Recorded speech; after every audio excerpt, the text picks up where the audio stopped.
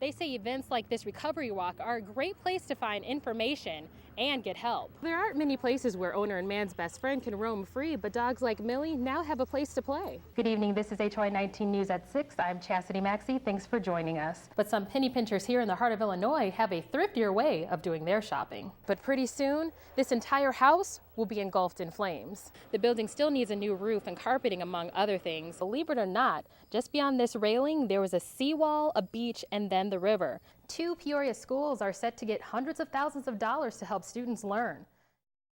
Again, it flies in the face of all logic and all facts. I'm at a loss. Pontiac Mayor Scott McCoy is trying to keep a cool head, even though just Friday he learned the prison in his city is closing. His passion is obvious. There's no question this is political. You have the facts, the figures, the reports, everything says it's a bad idea and you still do it. And cries throughout the community are also being heard. I think it's terrible. Why?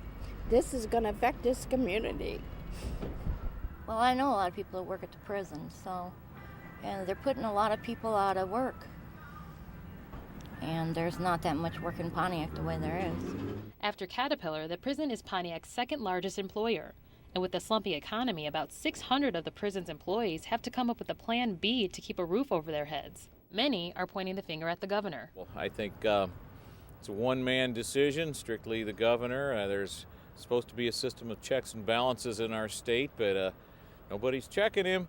Governor Blagojevich first considered closing the Pontiac Correctional Center back in May. Then it was merely a suggestion to help balance the budget. He said he would only close the facility as a last resort. But come December 31st, it's lights out at the Pontiac prison. McCoy says the state will lose more than $50 million as a result. He says $20 million of that could go to Iowa, and here's why. He says Thompson, where some of the prisoners are supposed to go, is a small Illinois town. So most of the employees will end up moving across the border to Iowa. That has him questioning the governor's logic. If I had the governor here, I would just kind of ask him, what the hell are you doing? And that's a question many others are wondering too. In Pontiac, Chasity Maxie, HOI 19 News. For Diana Wara, not only is cooking a labor of love, it's also a sport. I have been competitively cooking probably for about 20 years. But I've always cooked. My mom was a home cook and she raised me on it, so I've always done it, and I've never been afraid to experiment with foods. Wara has won many awards, including the Pillsbury Bake Off 3 times. But her latest confectionery creation could win her the chance of a lifetime. This, I think, it's even more exciting because when you're in the bake-off, you're one of 100 people. This, I'd be one of 3. And just the thrill of going to the Super Bowl would just be the coolest. Wara learned there was a cooking contest where judges were looking for tailgating recipes. But it works really nice. And since football and baking are some of her favorite things, she immediately began experimenting. They're simple ingredients, and this tart is like 3 things put together. It's a cheesecake, it's a pie, and it's those cinnamon-covered pecans all put together. So I thought, I'm going to try and work with that. Hence, the black and blue tackleberry tart was born. And you can go on this side, I'll go on this side, and we'll kind of turn. And it was so simple to make, even I got in on the action. I know that they received over 300 recipes, and from those, they were going to pick a top 10. And mine happens to be one of the top 10. But in order to get to Tampa, Wara needs a little help from the community. At this point, I just need votes. At this point, it's just purely voting. They will take the top 3 votes, and I know right now, or as of this morning, I was in 4th place. I need to get to be 1, 2, or 3, and then they'll take me. A small favor to ask for a recipe that's sure to score a touchdown with the critics. Delicious. In Washington, Chasity Maxie, HOI 19 News. And for me, Stan Coors was a bit hesitant about investing his money with Illinois Commonwealth. And with the way everybody's being ripped off nowadays, you've got to be very cautious. But with the economy in such turmoil and his 401k cut by nearly a third, he decided to take a gamble on the company. But I was just a little cautious because the interest rate was 12%, which was a lot higher than the stock market and CDs and et cetera. So that's why I was very cautious. And I thought, well, if this one pan out, then I'd invest more. So he invested back in June, and he says he hasn't seen his $2,000 since.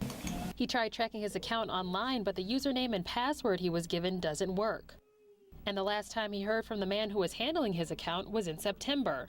Now, he says that man has disappeared. I tried, I don't know how many times to try to get a hold of him, and then nobody would answer the phone, and the last few times it would just literally hang up. Mr. Coors isn't alone. The Better Business Bureau says a bunch of others have come forward to complain about Illinois Commonwealth. The Bureau is conducting an investigation right now, so they can't comment on those specific cases. However, a spokesperson from the Bureau says investors should beware of gimmicks that are enticing. Be very careful about high-pressure sales tactics. You know, the old saying of if it's too good to be true, it usually is. And if they're giving you the line about, you know, now or never, always choose never. As for Mr. Coors, he doesn't think he'll ever get his money back. He says it's not about the money anymore. He just wants to make sure no one else becomes a victim. To have the company check out very thoroughly before you invest in it. Call the Better Business Bureau and make sure they are a reputable company. A valuable lesson with a hefty price to pay.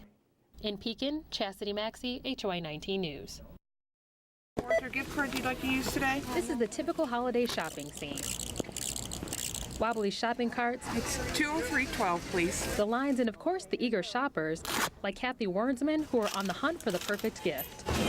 I've got 14 grandchildren, so we've been out shopping for them, and I've got some of their gifts, so we're getting some of the shopping done today. And while some may call this the most wonderful time of year, 'tis the season to be a little more cautious. Think of me as your typical holiday shopper. I've just finished doing all of my shopping and I'm headed to the car to dump everything in the trunk. Now, while this part of the shopping experience may seem pretty common, there are a bunch of things here I'm doing wrong. Target store team leader Don Masner says, first of all, I'm carrying way too much cash. It just encourages you to either keep your purse shut, not kind of flash it around, perhaps to give an opportunity for a dishonest guest to look at it, to keep it kind of concealed close to your chest is really the biggest piece of advice I can give you. Secondly, there are too many bags in my hand. Massner says if you're alone and are unable to make frequent trips to your car, don't be afraid to get someone to help you. If we notice a guest is a little bit struggling, we'll actually try to take one of our cart attendants. We'll help them carry it out, just so, you know, they're not, first of all, safety, they're not trying to handle too much at once. And finally, I should have considered leaving my purse at home.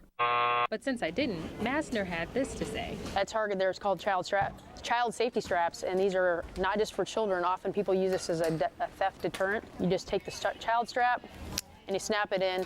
If somebody would come by and try to snatch it, they're not going to get away with it. And while I may not have been the wisest shopper this particular time, I've got this advice in the bag. In Peoria, Chasity Maxie, HOI 19 News.